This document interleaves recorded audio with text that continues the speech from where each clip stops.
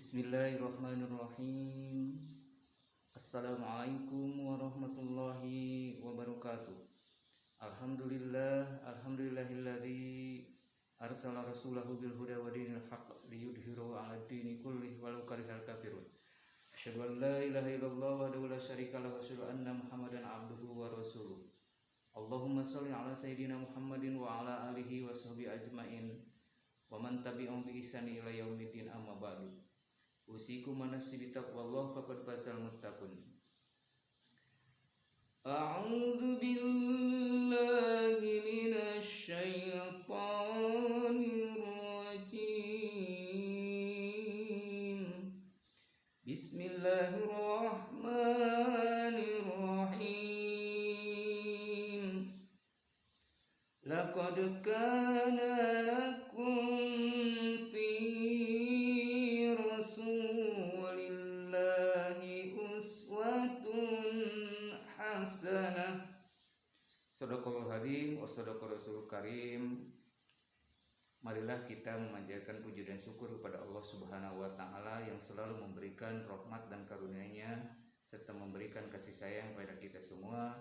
Mudah-mudahan kita di siang ini kita mendapatkan ridho Allah Subhanahu wa taala, diberi umur panjang, sehat walafiat, diberkahi rezeki dan juga anak-anak kita kesoleh. Amin ya Allah ya rabbal alamin. Tak lupa salawat serta salam senantiasa dicurahkan kepada panutan kita Habibana wa Nabiyana Muhammad sallallahu alaihi wasallam. Tak lupa kepada para sahabat, para tabi'in sampai kepada kita semuanya. Selamat jumpa dengan channel saya Saiful Furqon. Mohon ketika selesai video ini di like, subscribe, dan komen. Terima kasih. Jazakumullahu khairan katsira. Dalam kesempatan ini marilah kita berbagi hal yang sangat bermanfaat dalam kehidupan kita. Dalam ayat yang saya bacakan tadi, laqad kana lakum bi rasulillahi uswatun hasanah, bahwa dalam diri Rasulullah SAW adalah sebagai contoh bagi kehidupan kita. Apakah di dalam ruknul ibadah, melaksanakan ibadah, ruknul munakah dalam melaksanakan pertikahan, ruknul muamalah dalam pelaksanaan hubungan dengan sesama manusia. Karena kita ini adalah sebagai makhluk yang mungkin tidak bisa hidup tanpa bantuan orang lain. Nah, selanjutnya bahwa kita ini ya tidak akan bisa hidup tanpa doa, tanpa dorongan, tanpa motivasi dari yang lainnya. Sehingga hidup kita ini adalah perlu sekali untuk bersilaturahmi, perlu sekali untuk selalu menyayangi terhadap sesama, terutama dalam pasangan kehidupan kita ini yang disebut dengan berkeluarga. Saya akan mengambil dalam ruknul munakah ya, berkaitan dengan ibadah pernikahan, di mana dalam pernikahan ini terdapat adanya suami dan istri atau hidup berumah tangga. Bagaimana rumah tangga yang sakinah, mawaddah, warahmah menurut Allah dan Rasulnya? Ternyata hadirin bahwa itu sudah dicontohkan oleh Allah pada diri Rasulullah SAW. Di antaranya ada 12 sunnah Rasulullah yang harus kita jalankan sebagai orang yang sudah bersuami istri atau berkeluarga. Yang ke-12 tersebut, pertama adalah harus berselimut dengan istri. Nah, sebagaimana peran hunna libasul lakum wa antum libasul lahunna. Istri kita adalah selimut kita dan kita pun ada selimut bagi istri kita. Dalam artian selimut ini kan hangat ya, untuk penghangat di dalam kehidupan ini, supaya kita selalu dalam keadaan hangat berkeluarga, hangat komunikasi, sehingga terwujudlah kehidupan yang sakinah, tenang, mawaddah, saling mika cinta, warahmah, dan juga mendapatkan rahmat Allah Subhanahu wa taala. Karena kalau kita sudah sakinah, mawaddah, insya Allah akan muncul yang disebut dengan rahmat. Apa itu rahmat? Isolu irodatu alal khoy, sesuatu yang mengantarkan kita ke arah yang lebih baik, dan kehidupan rumah tangga kita insya Allah akan lebih tenang, lebih baik, dan akan mendapatkan berkah di sisi Allah Subhanahu wa taala.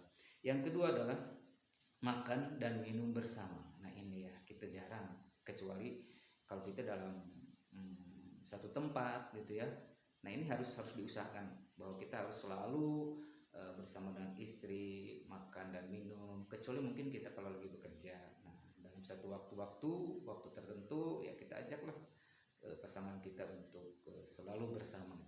Yang ketiga, sering mencium istri. Nah ini ketika istri kita capek, lelah, kemudian lagi masak di dapur, cobalah kita dekati dia, kemudian kita cium dia, ya supaya apa? Supaya lebih merasa diperhatikan oleh sang suami gitu ya. Yang keempat adalah mandi bersama dengan istri. Nah ini ketika kita sudah bersenggama atau kita sudah melaksanakan kewajiban ya dalam rumah tangga ini, ya tiada salahnya kalau kita mandi bareng ya, bersama dengan pasangan kita. Itu tidak menjadi masalah dalam kehidupan kita, justru akan menimbulkan rasa kesemangatan di dalam hidup berumah tangga itu. Yang kelima adalah menyisir rambutnya. Nah ketika suami kita beres mandi ya, atau pasangan kita beres mandi, coba saling menyisir supaya kita lebih dekat ya. Yang keenam adalah membantu pekerjaan istri. Istri ini bekerjanya siang dan malam ya. Nah otomatis dia akan capek, lelah, apalagi yang didengarkan cuma anak yang nangis, kemudian biaya yang kurang, apalagi dengan perkembangan ekonomi sekarang yang mungkin di pasar itu harganya lebih memuncak lagi dibanding dengan pendapatan yang diberikan oleh sang suami. Nah inilah mungkin yang harus dilakukan sama suami terhadap sang istri gitu ya, membantu pekerjaannya, minimal dibantu ya. Yang ketujuh, membelai istri. Nah itu yang dicontohkan oleh Rasulullah SAW. Jadi ketika kita adalah bersama dengan sang istri kita ya, itu harus dibelai ya. Artinya Rasul juga mencontohkan pada kita dengan apa, membisikkan ke telinganya, I love you, aku cinta padamu, bahwa engkaulah dalam kehidupan ini, bagi kehidupanku dan selama-lamanya. Nah itu cintaku sampai mati. Nah, itu kan kata-kata yang diungkapkan oleh orang yang lagi bercinta ya. Dan memang ini harus diungkapkan juga oleh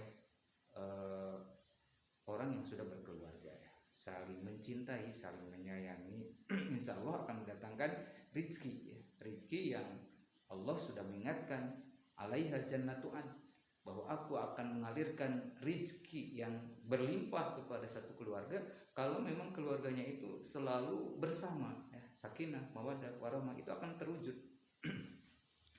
Itu dengan cara membelai istri. Yang kedelapan adalah tetap romantis ketika haid. Di Arab dulu zaman jahiliyah, bila istri itu melahirkan atau istri itu haid, dia tinggalkan, bahkan lama ya ditinggalkannya, seolah-olah dibiarkan begitu saja. Padahal Rasulullah SAW justru selalu menemaninya gitu ya. Nah ini yang dicontohkan oleh baginda kita Muhammad SAW. Yang kesembilan adalah menemani istri ketika sakit. Nah apalagi kalau istri kita sakit ya, coba kita mendekat dengannya. Kenapa? Karena sebagai motivasi dalam hidupnya lebih kuat ya. Yang ke-10, memberi istri hadiah. Nah, apabila kita diberikan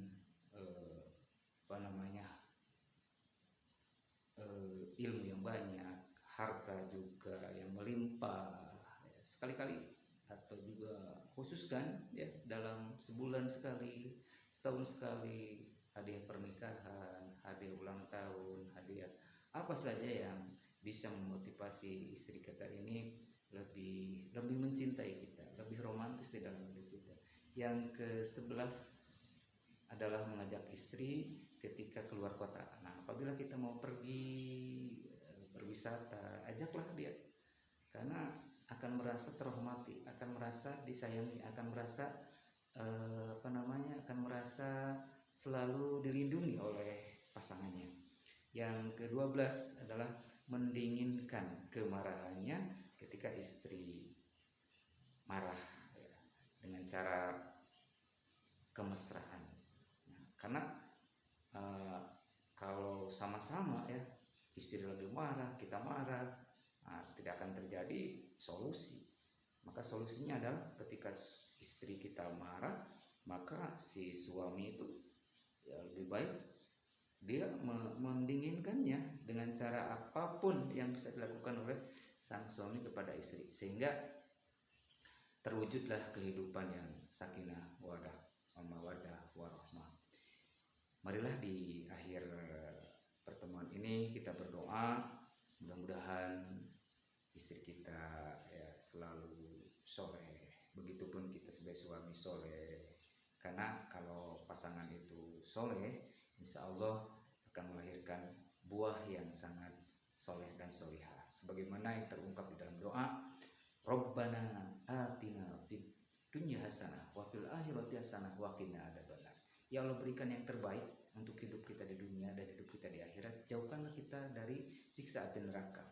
Kemudian doa khusus untuk keluarga, Rabbana hablana min azwajina wa dzurriyyatina qurrata a'yun waj'alna lil muttaqina imama. Ya Allah, berikanlah pasangan kami yang menjadi buah ketenangan di dalam hidup ini, dan juga turunan yang menjadi soleh bagi kehidupan kita di akhir kelak. Mudah-mudahan secercah ilmu ini menjadi motivasi bagi saya khususnya dan bagi semuanya ya yang sudah berkeluarga. Mudah-mudahan keluarga kita menjadi keluarga yang diridhoi oleh Allah Subhanahu wa taala. Akhirul kalam, marilah kita berdoa dulu kepada Allah Subhanahu wa taala dengan ungkapan rasa dekat kepadanya. Ya Rabbi bil Mustafa balil maqasidana waghfir lana ma mado ya wasi'al karami. Maulaya salli wa salim daiman abada ala habibika li khalqi kullihim. Maulaya salli wa salim daiman abada ala habibika li khalqi kullihim. Walhamdulillah, usikum anafsi bitaqwallah. Wassalamualaikum warahmatullahi wabarakatuh.